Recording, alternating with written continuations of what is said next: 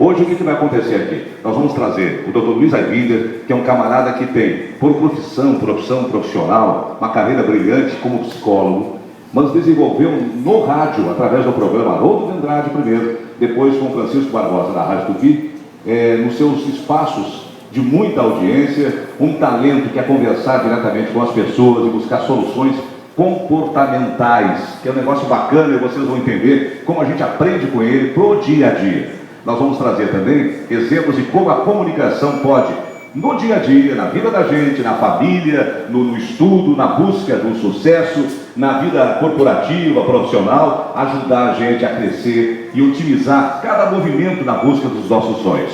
E o Luiz Campos, o Luizinho Campos, vocês vão entender por que o apelido dele já, traz uma vasta experiência. Autor musical de um tema da Copa do Mundo da Rede Globo de televisão. Está tocando o telefone, o que é? Ou é a prótese do... Não é a prótese do Luizinho que está... Foi para carregar que dá tempo. Olha aqui, gente, desculpa.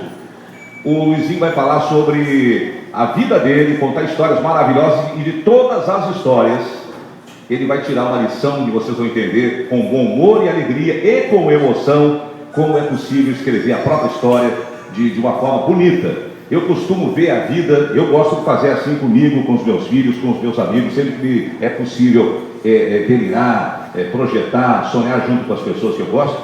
Eu gosto de ver a vida como um livro, um filme, né? Uma história que a gente pode escrever e mudar para melhor a qualquer momento. Vocês vão perceber isso com as histórias que vão passar nesse palco hoje aqui. E logo eu já quero agradecer ao André, a todos aqui. Viu, André? Muito obrigado pela iniciativa. Obrigado a vocês todos que tiraram um tempo da vida de vocês para conviver, para compartilhar com a gente. Que vocês aproveitem bastante. Eu quero que vocês recebam o Dr. Luiz Aibinder, que vai começar a sua exposição sobre o poder da comunicação. Dr. Luiz Aibinder, boa sorte. Obrigado. Sem microfone vai melhor, não vai? Não. A vida é feita de escolha, gente. Ninguém escolher. Nós já fazemos dezenas de escolhas por dia. Você escolhe que roupa você vai botar, se vai tomar café, que horas vai acordar, com quem você vai falar, que conselho você vai ouvir, que orientação você vai rejeitar. Nós vamos fazendo escolhas ao longo do dia e ao longo da vida.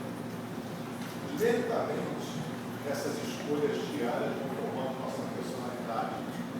Você vai se tornando ou aquela pessoa que você tem um potencial para ser, ou uma grande mediocridade, ou uma pessoa frustrada. Depende sempre das escolhas. E a pergunta fundamental é: que pessoa você escolhe ser? Você sempre tem essa possibilidade. Eu estava falando do Luizinho no almoço, o nosso amigo estava com certas circunstâncias que veio no caso, disse que 4 anos de antecedência ele escolheu o nome da filha dele. Eu achei muita graça planejar 4 anos de antecedência. E aí eu contei em tom de graça que eu tinha comprado, eu pretendia comprar um carro, e que eu tinha comprado um enxoval para o carro. Aí disse, mas isso que é história para a rapaziada, para se motivar. De fato, eu acho que é uma boa história. Eu era muito pobre, minha família era muito pobre, meus pais não tinham curso primário, eu sou mais velho de 4 irmãos, tudo era filho que eu, mas beleza danada. Aí, mais ou menos 15 anos de idade, eu fui ser office boy.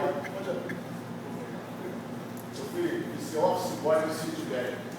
Naquela época, menor de idade tinha salário de menor. Os salários maiores eram 9.600 cruzeiros e eu ganhava 6.000 cruzeiros. E aquele dinheiro ia todo para a despesa, dava tudo para minha mãe. 6.000 mais, menos desconto, eu dava em casa, então ajudava muito no orçamento. Você imagina, seria o equivalente hoje aos R$400. Mas fazia a diferença aqueles R$400 dentro do orçamento da família. Pouco dinheiro, R$400 é a festa. E assim foi. Mas eu sempre fui fissurado por automóveis. Eu prometi para mim mesmo um compromisso solene. Se eu não morro, você tem um carro.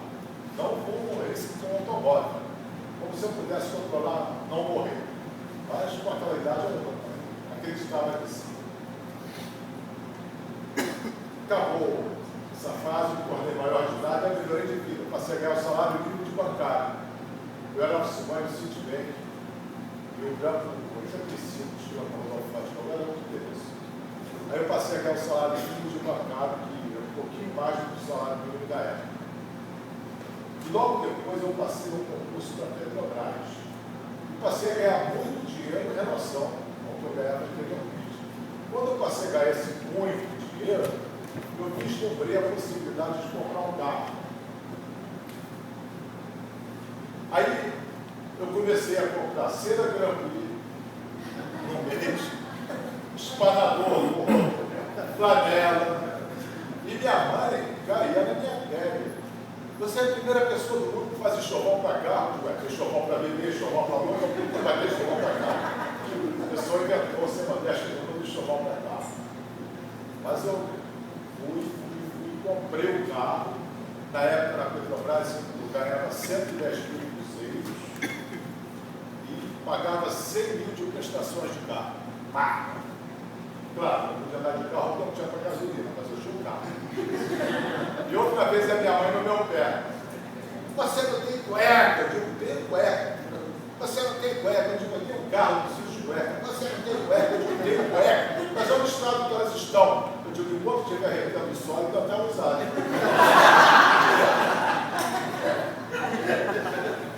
Aí o vizinho ouviu mais ou menos essa história e falou assim, rapaz, isso é história para você contar para os jovens, para mostrar o poder do foco. Eu sempre tive essa característica, mas eu nunca me liguei nisso, não. Só olhando para trás é que eu percebo que eu sempre fui muito focado no que eu queria. Então, essa é uma mensagem que eu passo através da minha experiência pessoal sobre foco. Agora eu queria falar sobre outras pessoas que se destacaram muito na vida. Você podia botar a primeira foto?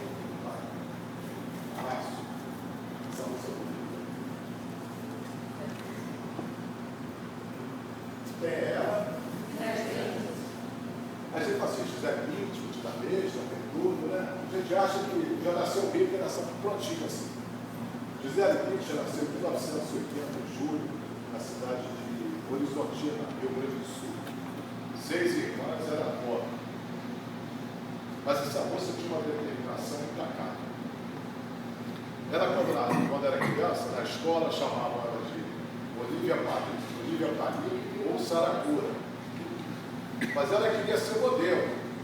E lá os especialistas na época disseram para ela, você nunca vai ser modelo, com esse narigão, com esse andar desengonçado que você tem, você nunca vai ser capa de revista. Bom, acho que os especialistas falharam. Ela tinha uma determinação à prova de qualquer frustração. Nada frustrava ela. Talvez essa qualidade seja superior à qualidade da beleza dela. A tudo que ela tem, essa capacidade de resistir à frustração, foi a principal. Ela foi para participar de um concurso da Elite Model Look, uma agência internacional de modelos, a mais famosa do mundo. E ela faz uma espécie de campeonato mundial de modelos. Cada estado do Brasil mandava uma representante para 3 serem escolhidos. Em 1994, ela foi escolhida como sendo uma das 3 finalistas desse concurso. Tinha 14 anos então. Uma garota, uma criança. Ela ganhou, foi a terceira, foi a segunda colocada nesse concurso. Quem foi a primeira, eu não sei, ninguém sabe, mas a Gisele foi a segunda. Ela foi disputar a final. No Brasil, 30 mil moças se inscrevem todo ano para esse concurso. Na final foi disputada em Ibiza, na Espanha. 40 países, ou seja, 120 moças disputando, e ela ganhou entre as 10 mais bonitas, mais modelos, sei lá. Ganhou entre as 10 mais finalistas.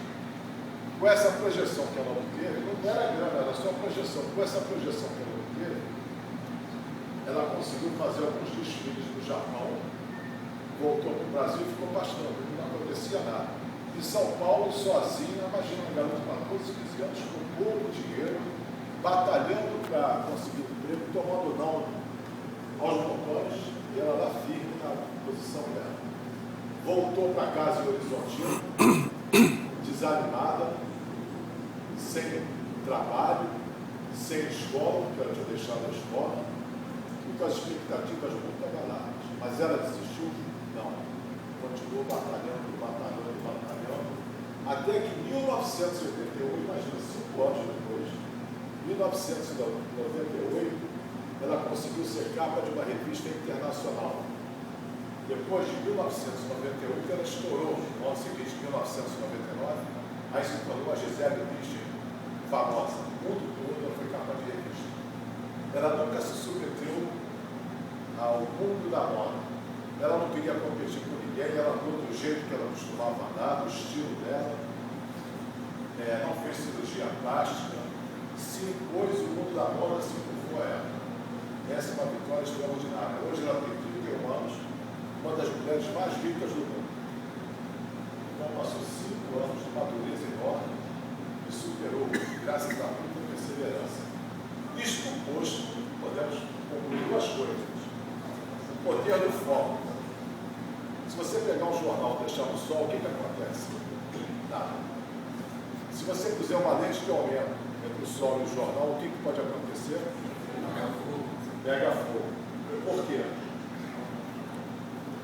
O sol é o mesmo, o jornal é o mesmo, tudo faz pegar fogo.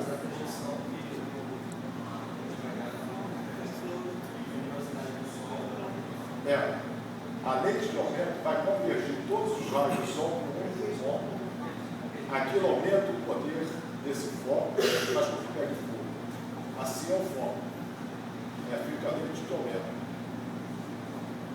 Nada no mundo pode impedir uma pessoa que tenha a atitude mental adequada de atingir seus objetivos. Nada no mundo, vocês vão ver vários exemplos, pode impedir uma pessoa que tenha a atitude mental adequada de atingir seus objetivos. Por outro lado, nada no mundo pode ajudar uma pessoa que tenha a atitude mental negativa, ou inadequada. Porque ela não consegue, não. Agora vamos falar sobre outro sucesso. A gente fica falando só pessoas que estão na mídia, só os famosos estão na mídia, como se eles tivessem alguma qualidade especial. Não tem. Vai comigo que não tem. Eles têm algumas características que estão especiais. Não tem assim, nasceu com o rabo virado no maluco. Não funciona assim. A forma do órgão.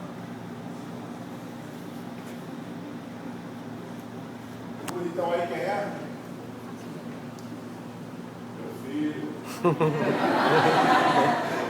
bonitão é meu neto, o bonito é meu filho.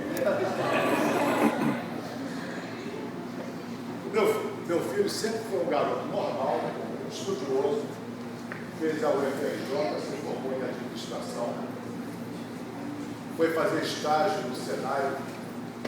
O meu bebê foi fazer estágio no Senai. Gostaram tanto dele que efetivaram o garoto.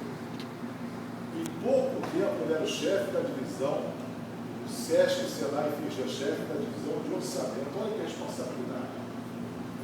Aos 25 anos, ele tinha carro 0 km, carro 0 km, e apartamento 0 km, tudo comprado por ele. Ele ganhava muito bem, trabalhava muito. E ele dizia para mim: pai, eu não quero chegar aos 40 anos com uma família com medo de ser demitido. Não quero passar por isso. Eu vou fazer um curso. Vai em frente, você é pelotão de elite. Você é pelotão. Não tem expressão própria de elite. Você é pelotão de elite. Você vai chegar lá. Você pode. Se alguém chega, você está capacitado. Olha, resumo da hora. Eu acordava, ele já estava estudando. Estudava até 7h da manhã. Tomava um banho, café. Ia para o trabalho, botava o terno, trabalhava muito o dia todo, porque era muito solicitado, trabalhava muito o dia todo, saía do trabalho, atravessava a rua, ali perto do consulado americano, estava de México, ele atravessava a rua, ia para o curso, saía do curso, vinha para casa, tomava um banho, jantava, eu ia dormir, ele já ainda estava estudando. E ele podia dizer para ligar no jogo lá para o Diego, ia queimar o filho dele, né? Aí um dia ele sai do curso, aí encontra um colega dele que já estava tomando chope na rua. Rony, o que você está fazendo? Estava na terra, mas aeroporto? Mais ou menos. Como é que alguém está mais ou menos numa terra, né? Ele estava lá, no estudo. O Rony estudava muito. Eu falava, meu filho, vamos domingo almoçar fora? Não, pai, tem que estudar. Tem aniversário da família sábado, vamos para a festa? Não, pai, tem que estudar. E eu tinha contado para ele uma história verídica, lá nos livros de história, você procurar especialistas. Na época das grandes descobertas, das grandes navegações, os reis de Espanha mandavam Hernando Cortés, que foi traduzido por Fernando Cortés, para a região do México, na América Central, para roubar os ouro dos astecas. Falaram roubar na mão para e mandaram uma esquadra que não era muito bem armada, não tinha muitos cavalos, não tinha muitos canhões, não tinha muito, você não daquela arma de fogo, da carabina, da rifle, a carruça, mandando pouco armamento, mas relativamente armado. O Hernando Cortés falou com o imediato: se embarca tudo das caravelas, se embarca tudo, tira tudo do chamado. E aí o imediato chegou: pronto, comandante, desembarcamos tudo. E agora?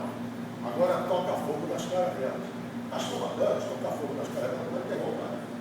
Comandante, como é que toca fogo nas caravelas? Toca fogo nas caravelas. Mas, comandante, toca fogo nas caravelas. Mas, comandante, ó, se não tocar fogo na caravela, eu toco fogo você agora mesmo. Com essa briga toda, ele foi lá para tocar fogo nas caravelas. Pronto, comandante, tocamos fogo na caravela. E agora? Agora só podemos vencer. Essa história eu contei para o meu filho. Entendeu muito bem a metáfora. Vai botar a foto.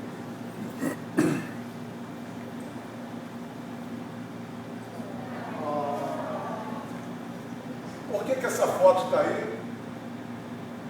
Alguém adivinha? É porque eu sou coruja. Está com 9 meses por aqui.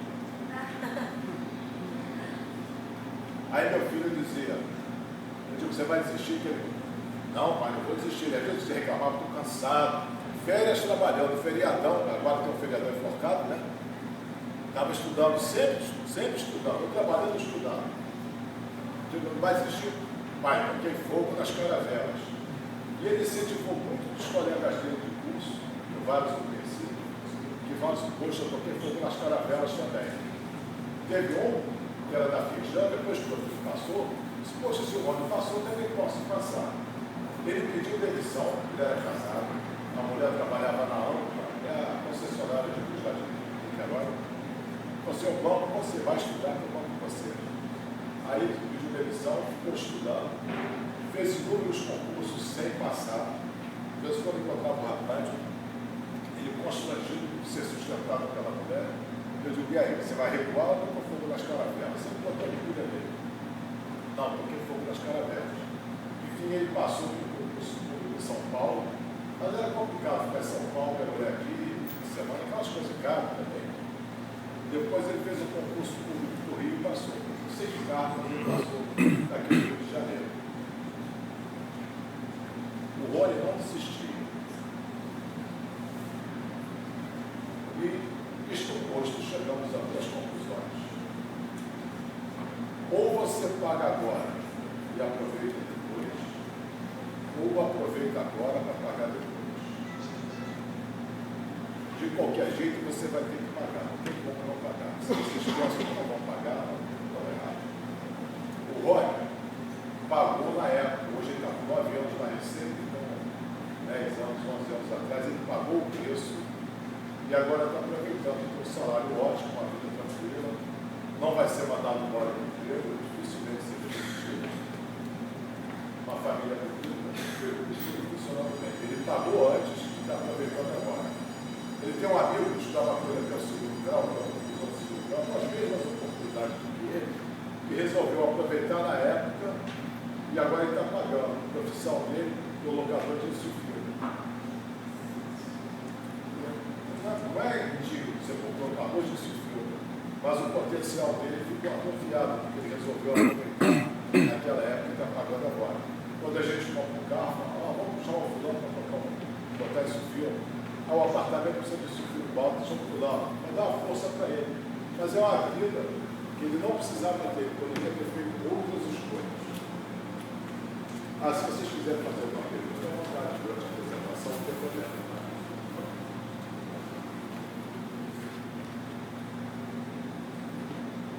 É esse. Não é do canal. É.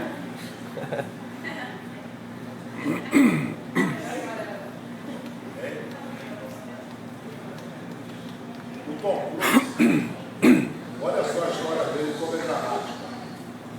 Tom Cruise, o pai dele era engenheiro da General Electric lá nos Estados Unidos e tinha que viver viajando pelo país todo. Ele praticamente se assentava numa cidade, era uma família de nômades, sabe, de um lugar para outro. Não dava para se assentar. E ele era um garoto franzino e toda vez estava numa nova escola. E chegava numa nova escola, sabe como é o garoto novo da escola? É que vai sofrer bullying. Ele sofria bullying, mas ele era raçudo toda a vida. Saía no braço dos garotos. E tinha que provar para os garotos que ele era durão, e tinha que provar para os professores que ele era suficientemente inteligente. Ele era muito orgulhoso, esse orgulho veio de família. A família, o pai largou, a mulher largou o pai, e o cara era imprevisível, violento, não valia nada. A mulher deixou, eles tiveram que viver com auxílio, equivalente a auxílio à alimentação, mais ou menos o nosso bolso, a família aqui, engolindo o orgulho que não tinha dinheiro. Depois a nome dela é Lia, casou com um outro cara que era vendedor de tachos, e finalmente eles foram morar numa certa cidade, em Nova Jersey, e estabeleceram lá. E que, aos 15 anos, ele já tinha passado por 14 escolas diferentes, viu raiz e nada. Mas o Tom Cruise não era só essa dificuldade. O Tom Cruise, ele era dislexo, é um transtorno de aprendizagem. Mas ele, com aquele orgulho, ele dizia, não vou ficar para trás. Ele, para ter o mesmo desempenho mediano dos colegas, ele tinha que estudar muito mais. Ele virava a noite estudando para chegar à média dos colegas. Aí entrou no time de beisebol, no futebol americano. E ele era muito guerreiro, muito aplicado, mas não tinha assim, não era voltado, não era atleta, se leva a gente para coisa, aquele talento não. Ele era perseverante. Mas ele era tão empenhado que ele conquistava a simpatia de todos os treinadores, de todos os professores. Até que um dia estourou o joelho. Aquele jogo é muito violento, ele estourou o joelho depois demais. Mas quando se fecha uma porta, às vezes se abre uma janela. O que o Tom Cruise fez? Se inscreveu lá numa peça musical do colégio. Aí se inscreveu, se saiu relativamente bem, tomou gosto pela apresentação, aí resolveu que ia se apresentar. A família foi morar em Nova York, a essa altura ele já estava com seus 18 anos, e com os 18 anos ele resolveu que seria ator. Aí ele foi trabalhar de dia para fazer o curso de ator durante a noite. Profissões que ele teve: garçom, ajudante de garçom, fazer alguma coisa, e porteiro. Bom, por isso imagina, porteiro meu pé, chama para apresentar mas sempre marcado por aquele profundo orgulho. E ele ficou alguns tempos na escola de atores, teve uma oportunidade para fazer um filme, e ele foi lá com tanta confiança, com tanto empenho. O filme era tempo de qualquer coisa.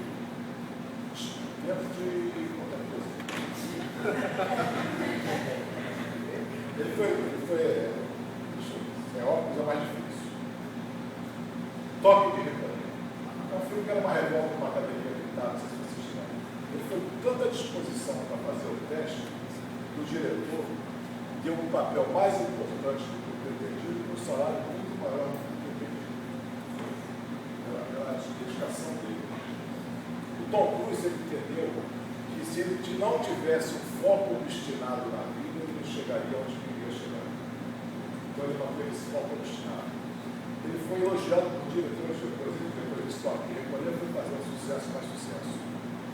Ele chegava no estúdio da filmagem, já acho famoso, chegava no estúdio na hora certa, ia no banheiro rapidinho, não se demorava, não ficava exigindo aquela montão de coisas que os artistas acham, exigindo trailer de luxo, não sei quantos assistentes, maquiadores, penteadores, sei lá mais o que ele existe.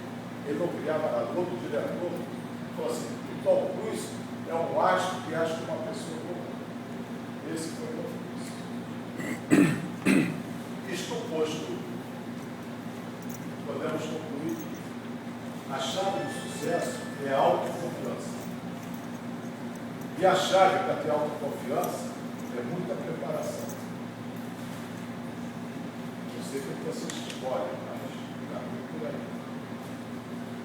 Agora uma história impressionante de uma não celebridade.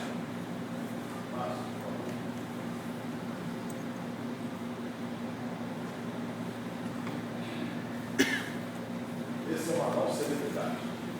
Mas eu acho que é um guerreiro maravilhoso. Não dá para medir a qualidade, né? Mas é um guerreiro da nossa. Mais ou menos em 1997, eu não sou bom em tempo decorrido, eu estava na Rádio Globo, e lá alguma coisa eu falei sobre Sócrates. Aí esse rapaz, esse pessoal de rádio é tudo cascateiro. Porque tem uma boa dose de razão. Ele está falando agora de Sócrates, mas deve ser cascado. E ele morava em Campo Grande. Aí um dia ele passando na cidade, na faculdade, ele entrou para pesquisar sobre Sócrates. E viu que eu não era cascateiro, que eu estava falando a verdade. E mais, esse pesquisar despertou a ele alguma coisa, despertou nele alguma coisa, alguma força em relação aos estudos. Ele era caseiro num sítio em Campo Grande. Caseiro, ganhava salário mínimo, casado com um filho. Eu dei uma palestra aqui nessa rua aqui do lado, Ferreira Viana Hotel, Flórida, né? Aqui na esquina com a Rua Catete, lá em cima na cobertura. E era uma palestra relativamente cara, porque o hotel era muito caro e eu ofereci um coffee break também muito bom, mas muito caro. Para quem ganhava salário mínimo era muito caro, dependendo dos valores são relativos, mas para o poder dele. Aí eu vi aquele rapaz, humilde, simpático, não é puxa-saco, não é bajulador, não é nada. Você sente aquela vontade de ajudar? Interessado, ele sabia mais o que eu falava no rádio do que eu sabia. Sabia tudo. Mandava mais umas observações pertinentes, mas nada de inconveniência ou puxa-saco. Acabou a palestra, chamei ele e disse: mas eu dou um curso, continuo dando até hoje o curso aqui na Praia do Flamengo, em Meia-Lei, no consultório ali. Falei, de psicologia para negros, dou um curso. Por que você não frequenta o curso? Ah, que eu não tenho condição. Não, você é bolsista. Aí ele passou a frequentar meu curso. Eu não sei como ele arrumava dinheiro da passagem. Ele começou a frequentar meu curso, eu dava muito incentivo. Você chegou a conhecer, Lucélia? Conheci. Eu comecei a incentivar, sempre incentivando bastante. Resumindo, ele fez o supletivo, terminou o que faltava, passou para a faculdade paga, mas não pagava os professores, o patrão dele, todo mundo ajudava, dava bolsa de estudo, todo mundo ia abrindo caminho. Um cara com aquela dedicação, ninguém nega. Todo mundo ia abrindo caminho. Resumo da obra. Eu fui a 4 formaturas de pós-graduação dele. 4. Ali na Cândido Mendes, Código Bonfim. Se formou em 4 pós-graduação, inclusive filosofia do direito, porque ele gostava de discutir filosofia, que era cascateiro. Se tornou professor de 2 faculdades da região de Barra Mansa, Volta Redonda. Fez concurso, passou para advogado do Banco de Manaus, uma agência do Nordeste.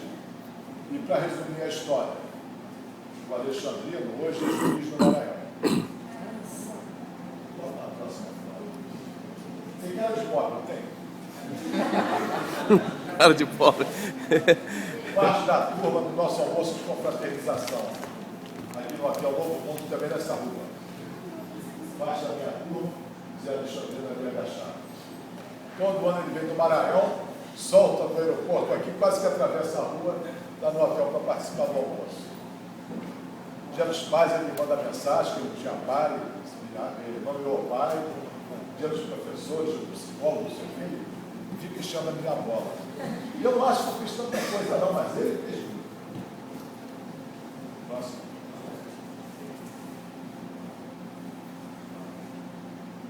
Isso só. Não.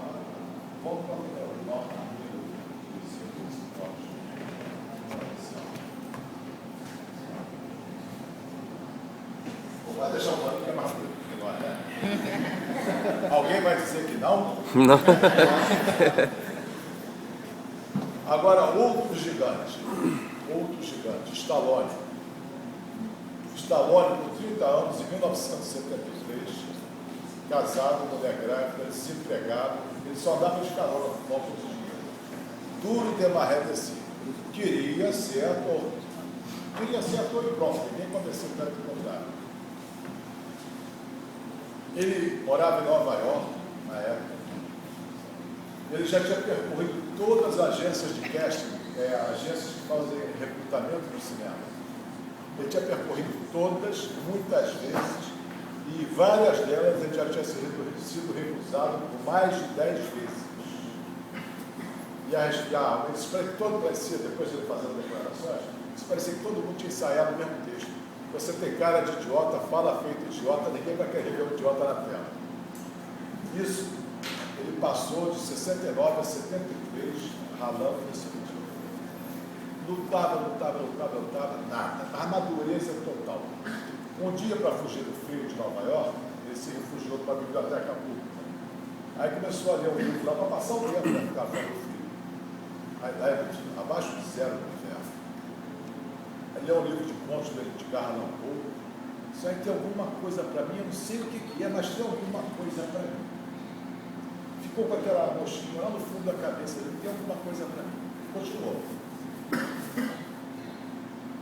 Então, ele procurava emprego de dia e trabalhava de noite. Ao contrário do Tom Cruise, né? Tom Cruise estudava de noite e trabalhava de dia. O que o Stallone trabalhava de noite?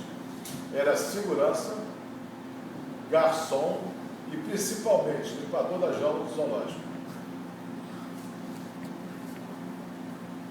E ele ficou anos, até 73 mais ou menos, principalmente como limpador de jaula zoológica, tomando não de todas as agências, mas ele era incansável, ele não parava, nada o metia.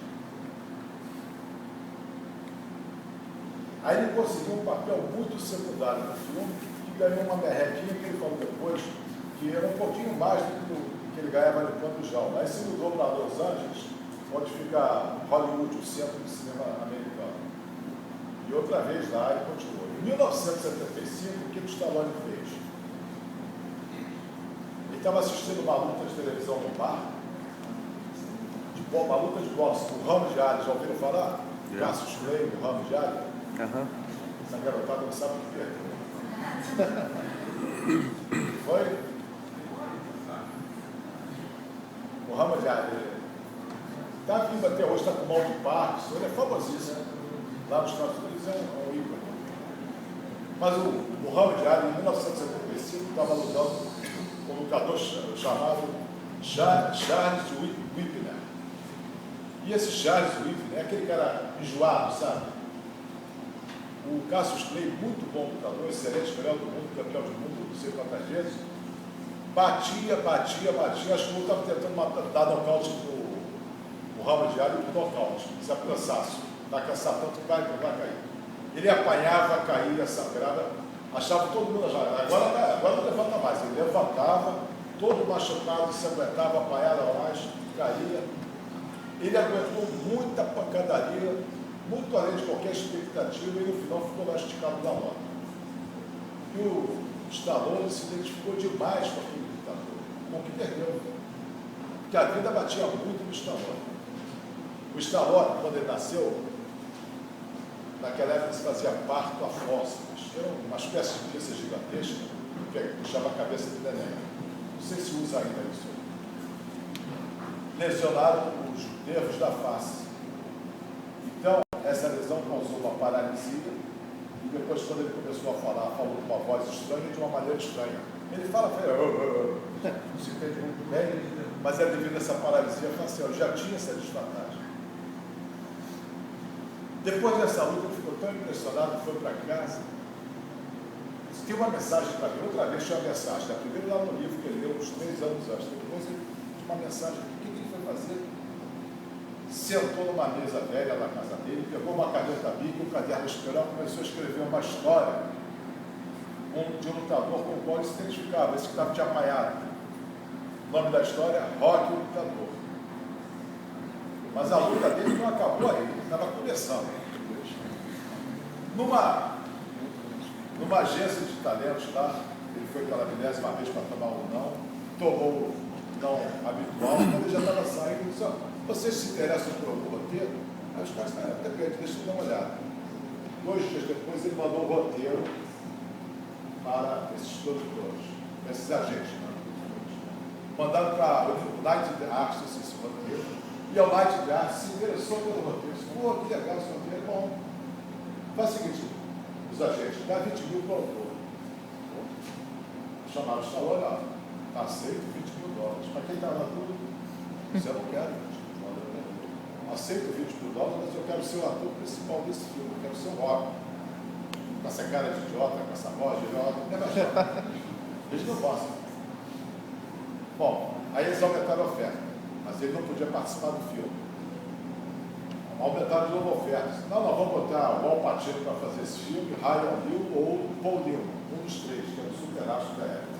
Al Pacino ainda era, na época, 70 e poucos, era jovem, podia fazer o filme. O Stallone disse: não, eu quero fazer o filme.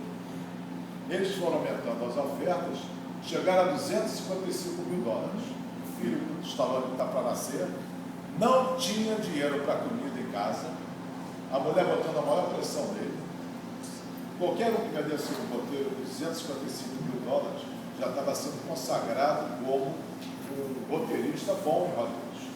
Disse: eu não vou vender. Ele pegou, vendeu o cachorro, foi para a rua com o cachorro dele no labrador e ficou falando: quer comprar o cachorro? Quer comprar o cachorro? Aí compraram um cachorro por $140 e levaram. E ele ficou na calçada sentado chorando. Quando chegaram a oferta de $340 mil, a mulher botou uma pressão enorme no Stallone. Ele foi lá falar com os agentes e ele disse que ouviu a boca dele falando, não era nem ele falando assim: eu não vou vender por $340 mil, por $500 mil, nem por $1 milhão. Eu quero ser o ator principal nesse filme, senão eu jogo isso fora, queimo, mas de qualquer maneira essa história não vai se eu não for o ator principal. 2 dias depois, os agentes me chamam com a resposta: tá bom, o estúdio vai botar você como ator principal, mas só vamos pagar $20 mil e uma pequena comissão sobre os lucros. Então, Stallone é o autor das 2 séries mais bem pagas do cinema americano, do cinema mundial. Ele escreveu Rocky, Lutador, vários filmes, e escreveu também, e protagonizou Rambo. O cara arrebentou a boca do cara, multimilionário. Você olha o cara lá na tela, esse cara é milionário, não sei o quê. Olha só o duro que ele deu, que trajetória.